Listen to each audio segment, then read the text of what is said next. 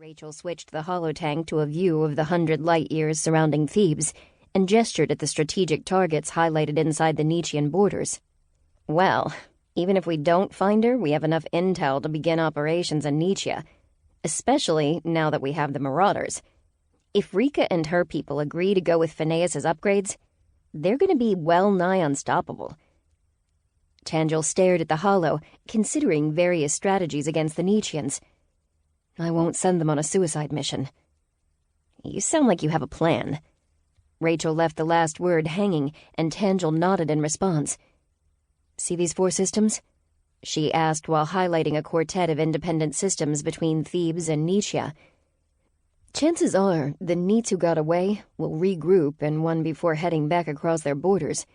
My money is on the CP system, but it could be another, or all. Jump scout ships ahead of them with Quancom blades.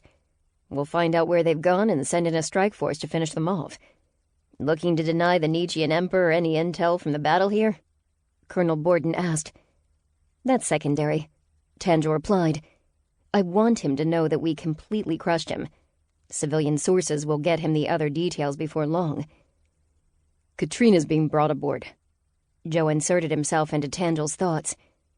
Shall I have her brought there? No, bring her to the cabin, Tanjil replied. We had a lot of good memories there, though it'll be different without Marcus. Yeah. Joe was silent for a few moments. I still can't believe what she went through. I'm not convinced that she's, well. Your insight'll be very useful. Sorry, Tanjil said to Rachel and Borden. I have to go see Katrina. Say hi for me, Rachel said. I didn't know her too well back at Victoria, but she was an impressive role model. For myself as well, Borden said solemnly. Katrina was an inspiration. I'll relay that, Tanjil said, not sharing her uncertainty about how the meeting might go. Hopefully everything will turn out well, and she can retire on New Canaan, or take up a role with the Allies.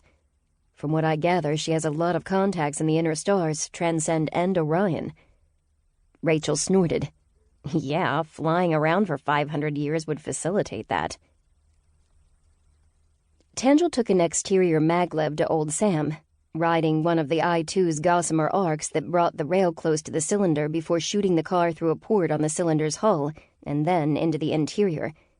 She reveled in the fact that the maglevs still relied on timing, and not A-grav to affect the maneuver. If they were off by a second, the car would slam into the hull of the ship. But they were never off. Bob saw to that.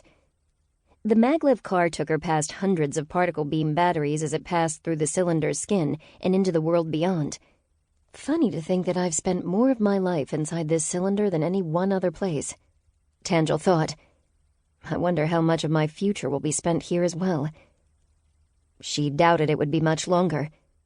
Though she had no intentions of leaving her family or her people anytime soon, she did have a feeling that she and the I-2 may be seeing less of each other once the war was behind them. The maglev stopped at the platform, and Tanjil stepped out, breathing in the fresh air.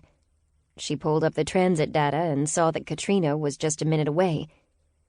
May as well wait, she thought, amused that even though there was now just one person in her head, she still tried to have conversations with herself. Maybe I need an AI. The thought elicited a chuckle from Tanjil as she watched the maglev carrying Katrina slide to a stop. 2 ISF Marines were first out, both nodding to Tanjil before they gestured for their passenger to exit. A moment later, Katrina walked out of the maglev, followed by 2 more Marines. Tanjil felt her heart rate quicken, seeing her old friend after so long. Granted, for Tanis, it had been fewer than 25 years since she'd laid eyes on Katrina. For the other woman, it had been much longer. Katrina's hands were bound in front of her, wrists clamped to forearms, hands gripping elbows. A suppression collar was also around her neck, not controlling her, but blocking any link access and keeping her nano within her skin. While the woman's expression seemed implacable, Tanjil could tell there was a simmering rage beneath it. Some of it would be born from her treatment, but there was something else. I've missed you, Katrina, Tanjil said, her voice quiet and measured. Joe related your story to me. I'm truly sorry.